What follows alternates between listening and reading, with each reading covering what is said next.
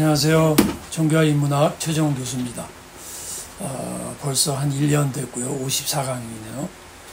오늘은 그 강의 주제를 Made in Devil 이렇게 한번 표현을 해봤습니다.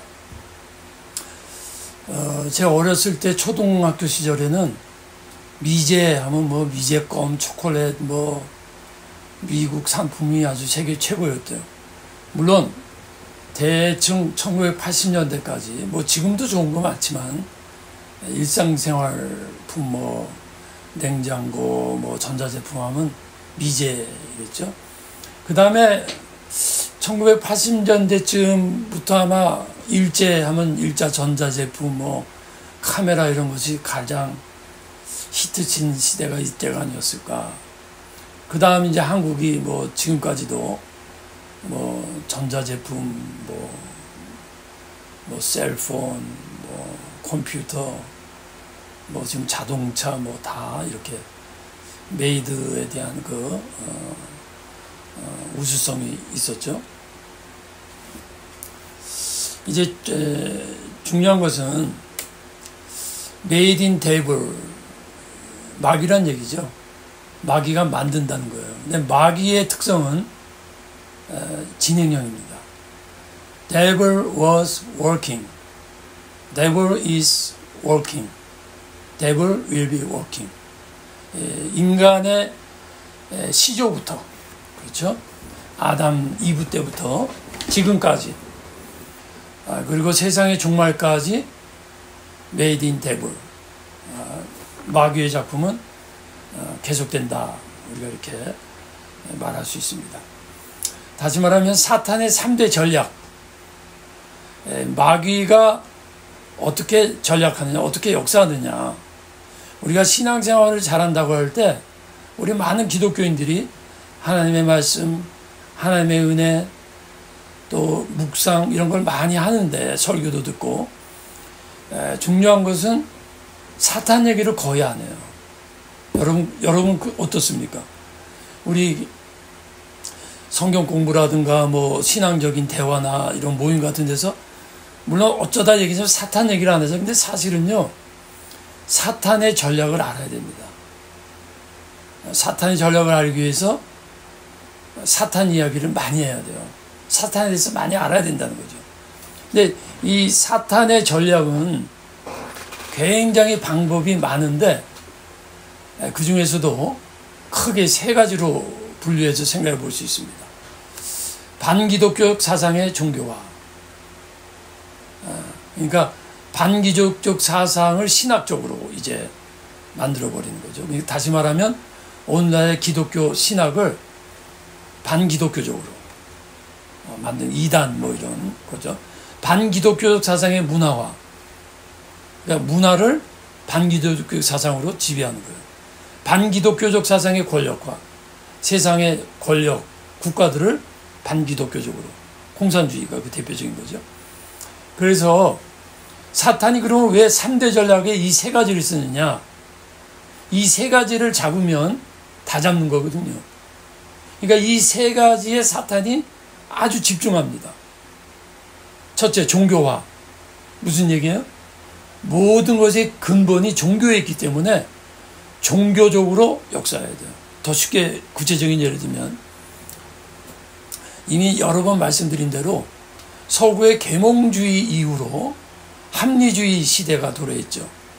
합리주의에 의해서 많은 인본주의, 합리성은 중요하고 계몽주의의 빛, 계몽주의가 인류에 공헌한 것은 이성적 합리성, 과학적 사고방식, 학문이에요. 그런데 그것이 쭉 발전하다 보니까 합리주의가 돼버린 거야. 이성이 중심이 돼버렸다는 거죠. 그렇기 때문에 그 이성주의가 서구의 기독교에 들어와서 신학의 자유주의가 된 거예요. 그래서 유럽은 신학의 자유주의와 인본주의의 합침으로 인해서, 인본주의 사상이 들어옴으로 인해서 서구의 기독교는 몰락했다. 이렇게 볼 수 있어요. 이게 사탄의 공격이죠. 문화화. 왜 문화를 공격하는가? 문화라는 건 말 그대로 삶의 총체적인 거거든요. 나의 가치관, 나의 행동, 나의 말 이런 게 다 문화거든요. 문화 속에 우리가 아는 사상과 진리가 이게 스며들어 버리는 거예요. 그러니까 문화를 공격하고 권력화, 국가죠, 국가, 정치, 천지세계를 지배하는 게 권력이니까 이 세 가지를 하면 되니까. 그럼 먼저 첫째로 반기독교 사상의 종교화. 왜 그러냐? 왜 종교를 공격하느냐? 말씀드린대요. 종교의 기능 때문에. 종교의 기능이 뭐냐? 가치관, 세계관, 도덕관, 문화의 근본이 종교예요. 여러분 기독교인입니까? 불교도입니까? 기독교인은요, 기독교적 가치관을 갖고 사는 거예요. 기독교적 세계관을 갖고 산다고.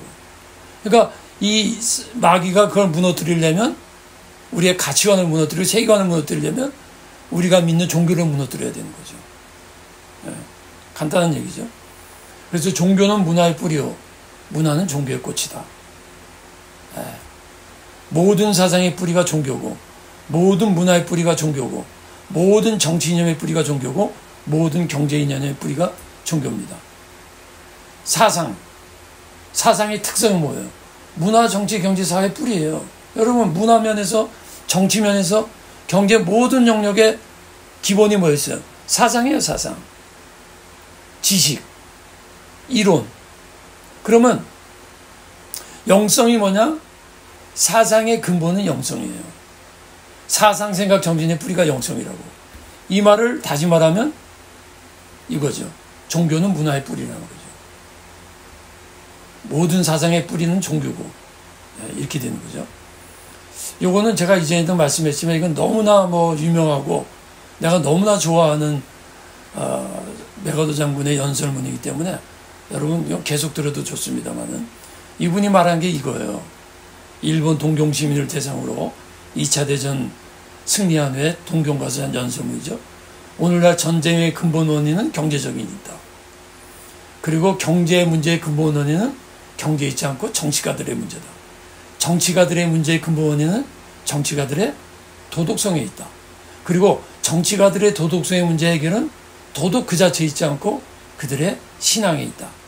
그리고 정치가들의 신앙에 있는 신학에 있다. 이게 뭐냐면 지금 말한 모든 것의 뿌리가 이렇게 스텝이 되는 거예요. 이렇게 단계적으로. 그렇죠? 정치의 뿌리, 경제의 뿌리, 도덕의 뿌리, 신앙의 뿌리, 신학. 그러니까 마귀가 조금 전에 말씀했지만 서구의 기독교 신학을 딱 인본주의, 자유주의로 무너뜨려버리니까 교회가 무너지잖아요. 교회가 무너지니까 불교나 인본주의나 뉴에이지나 이슬람이 그 자리에 쑥 들어가잖아요. 이게 마귀의 전략이에요. 다시 한번 보면 경제 문제 근본이 경제적 문제, 경제적 문제, 경제 문제 근본 정치가의 문제, 정치가의 문제는 리더십의 문제, 도덕의 문제, 신앙의 문제, 신앙의 문제. 이게 다 연결된 거예요, 결국은. 이거를 성경에서 예수님이 뭐라고 그럽니까? 너희는 먼저 그의 나라와 의를 구하라. 그리하면 모든 것을 더하시리라. 바로 이 얘기죠. 다시 한번 이렇게 우리가 볼 수 있죠. 인간의 전체적 문제는 존재성의 문제고, 인간 존재의 문제 근본은 도덕의 문제고, 도덕의 문제는 신앙의 문제고, 신앙의 문제는 신학의 문제다. 그래서 보자. 하나님은 모든 도미노 현상의 근원이에요. 자, 하나님 믿는 신앙이 쓰러지면요, 나 신앙 없어, 그냥 신앙만 타락해요? 아니에요. 도미노 현상이에요. 주르륵 무너지는 거예요. 역으로 하나님 믿는 신앙이 세워지면 무너졌던 것이 다시 이렇게 도미노같이 쭉 올라가는 거예요. 그림은 똑같은 거죠. 유대사상가 악을 해결하는 문제, 선의 문제가 아니라 성의 문제라는 거예요. 이게 조금 전에 말한 거예요. 악을 해결하는 것은 도덕의 문제가 아니라 거룩의 문제라는 거예요. 도덕은요, 도덕을 말한다고 해서 도덕을 지킬 수 있는 게 아니에요. 도덕은 양심의 기준을 말하지만 양심을 행할 수 있는 것은 뭐예요? 신앙의 힘이다. 거룩이다. 세계의 도덕적 질서를 확립하는 과정에서 인간이 아니라 신에 대해서 교육할 때 계시종교가 중요한 요소가 된다. 사회가 복잡해지므로 종교도 복잡해지며 산업화와 함께 사회가 분열되면서 아미노 현상이 나타난다. 그런데 사회적 균열의 원인은 공통의 믿음이나 관습으로 사회 집단을 묶어주던 종교가 쇠퇴하는 거예요. 그러니까 드류케임이라는 유명한 사회학자도 똑같은 말 한 거예요.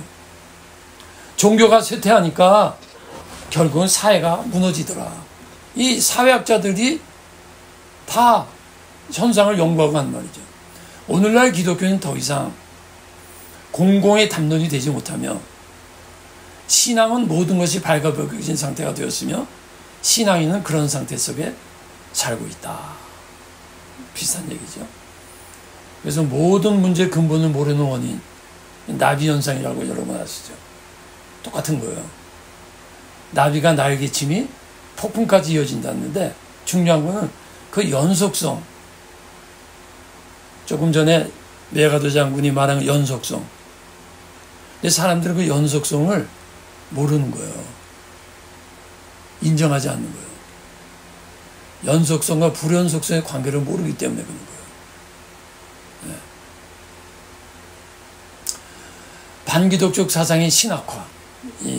이걸 조금 다시 말하면 이제까지 말한 종교, 기독교를 자유주의 신학으로 만든 게 두 가지라는 거예요. 무신론적 인본주의, 유신론적 인본주의. 무신론적은 말 그대로 무신론적이니까 말할 거 없고, 유신론적은 하나님의 존재를 믿어요. 그런데 인본주의 사상이 들어갔고 신학적 자유주의가 된 거를 이렇게 표현하는 거예요. 또 자연주의, 합리주의. 유신론적 인본주의는 이겁니다. 비신화화. 그 유신론적 인본주의의 비신화화가 가장 핵심이라는 거예요.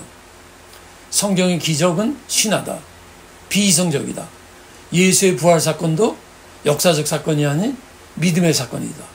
그러니까 예수님의 부활이 역사적인 게 아니고 우리 정신세계에서, 정신 영역에서 살아나는 게 부활이지 역사적 사건이 아니다. 이게 소위 말하는 합리주의가 들어오면서, 합리주의는 이성에 어긋나는 것은 받아들이지 못하기 때문에 이런 성경의 기적을 신화, 디미솔로자이징이라고 해서 이렇게 유신론적 인본주의 신학으로 들어온 거예요. C.S. 루이스가 그 현대 자유주의 신학에 비판했죠. 문학적 둔감, 인문학적 이해부재, 근거 없는 역사적 편견. 현대 자유주의 신학자들이 이런 게 약하다. 자연주의적 전제, 즉 현대 신학, 자유주의 신학은 자연주의를 전제로 한다는 거예요. 모든 것 시작, 우연. 죄송합니다. 자연주의가 자연주의적 전제가 뭐냐는 걸 말하는 거예요. 자, 자연주의는 뭐냐? 모든 시작은 우연이다. 자연주의는 뭡니까? 창조신앙을 거부합니다. 자연주의 학설을 믿는 거예요. 자연주의에도 인본주의, 자연주의 있고 몇 가지가 있는데 그건 다음에 기회 될 때 더 구체적으로, 오늘은 시간상 이렇게만 말씀드리겠습니다. 그들의 말을 들어보면, C.S. 루이스 얘기입니다. 자유주의 신학자 말을 들어보면 자신들의 성장 환경인 시대 정신에 강력히 영향을 받을 뿐, 뭐요? 문화의 영향을 받고 시대 흐름의 영향을 받고 사상의 영향을 받을 뿐 그것에 대해서 충분히 비판적이지 못하다는 거예요. 그냥 무조건 수용한다는 거예요. 네. 그들이 지금 너무 넓거나 자유주의적이거나 현대적인 나머지 사실상 일체의 실질적 초자연주의를 배제하여 더 이상 기독교적이라 말할 수 없을 정도다. 무슨 말은 현대신학이 인문학적인 걸 포용하고 넓어졌어요. 그 대신에 비신화화시키면서 합리주의로 가면서 자유주의가 됐어요. 그러니까 사실상 어떻게 돼요? 과학적 검증주의로 가면서 초자연주의를 배제하면서 조금 전에 말한 비신화화로 간 거예요. 이게 현대신학의 약점이고, 이것이 사탄의 전략에 있어서 종교, 기독교를 공격하는 방식이다. 이렇게 말한 거죠. 이것도 이전에 한번 빨리 하고 지나가도록 하겠습니다. 이게 중요한. 그러면 한국 기독교의 위기, 사탄이 공격하는 한국교회의 모습. 자, 보세요. 한국교회 이게 뭐 다 나쁜 점만 아닌데 여기 위기라고 썼죠. 한국교회와 전통 종교들 간의 정체성과 다원주의의 긴장관계가 있어요. 순수한 기독교 복음이냐 아니면 전통적으로는 여러 종교들과의 다원주의적인 거냐.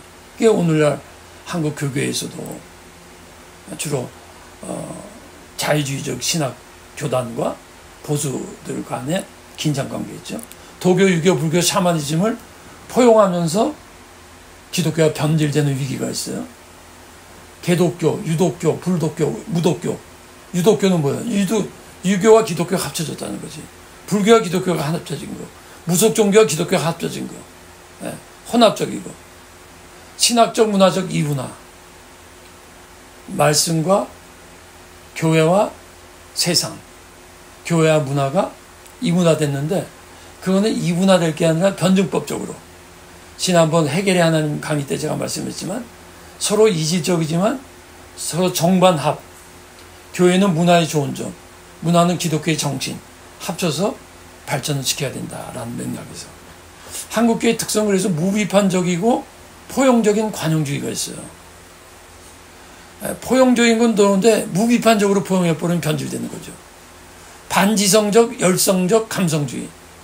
종교적으로 적극적으로 수용하고 열정적인데 반지성적인 어떤 합리적인 어떤 논리, 체계적인 거, 신학화 작업이 약하다. 근본주의적 배타주의.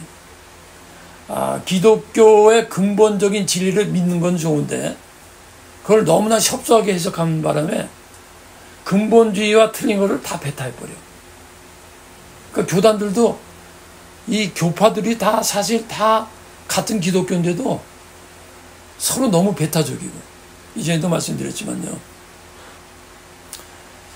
제가 이제 미국에서 신학을 했지만 미국 같은 데는 예를 들면 저는 감리교 교단에서도 신학을 했어요.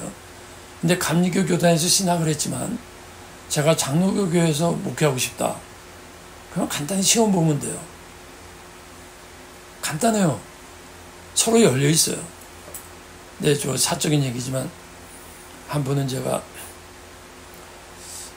이전에 소개로 어느 보수주의 교단 일반 기독교 대학에 한번 이력서를 가져오라 해서 친구가 소개해서 갖고 갔더니 그 다음 날로 전화가 왔어요.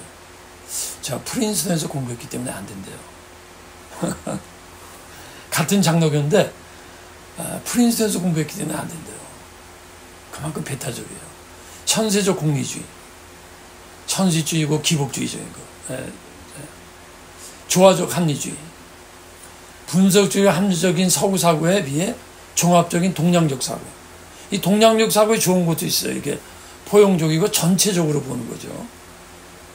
그러나 그것이 잘못하면 혼합주의적으로 빠졌다. 무교적 샤머니즘, 뭐 설명 안 해도 너무나 우리의. 그래서 무교적 세계관은 제가 이제도 말씀드렸지만은 서구는 계몽주의라고 하는 놀라운 계몽주의 시대가 지나갔죠. 그걸 거쳤죠. 그게 뭡니까? 무슨 의미입니까? 진리, 종교, 초자연성, 절대성에 대해서 이성적이고 합리적이고 철학적인 체계적인 철학화가 된 거예요.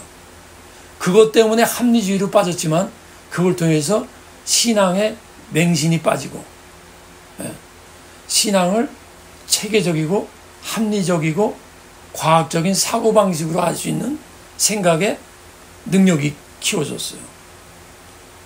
그러나 한국은 그러한 소수의 학자들 외에는 그런 계몽주의 같은 합리적인 사고의 과정을